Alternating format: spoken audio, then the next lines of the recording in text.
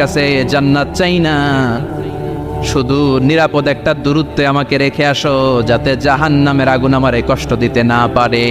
আল্লাহ, আমি কিন্তু তোমার কাছে জান্নাত চাই না। কি চাই না? কি চাই না? জান্নাত চাই না, কিন্তু জাহান্নামের আগুন আমারে কষ্ট দিচ্ছে, এতটা দূরত্বে রাখো যাতে জাহান্নামের আগুন আমার গায়ে না লাগে। আল্লাহ বললেন, ওকে রাখবো, কিন্তু আমার সাথে একটা কন্ট্রাক্টে যেতে হবে, যে এটা তোমাকে দিলে তুমি আর নতুন করে কিছু চাবা না। সে বলবে আমি রাজি, কন্ট্রাক্ট হয়ে যাবে। আল্লাহ জিব্রাইলকে বলবেন, যাও এমন দূরত্বে রাখো যাতে জাহান্নামের আগুন ওরে কষ্ট না দেয়।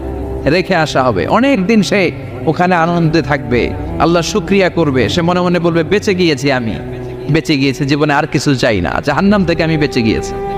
অনেকদিন থাকার পরে মনে মনে ভাববে, পয়সা তো গেছি, কিন্তু নতুন করে একটু ট্রাই করে দেখি, জাহান্নামের সৌন্দর্যের দৃশ্য একটু চোখ দিয়ে অবলোকন করা যায় কিনা। সে আল্লাহরে ডেকে বলবে, আল্লাহ ইনদি সুয়াল, আমার একটা ফরিয়াদ আছে। কি ফরিয়াদ?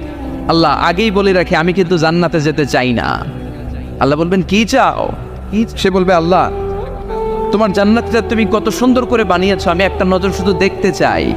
জান্নাতের দরজার সামনে নিয়ে যদি আমারে বসিয়ে রাখো, দ্যাটস ইনাফ, আর কিছু চাই না, আর শুধু জান্নাতের দরজার সামনে।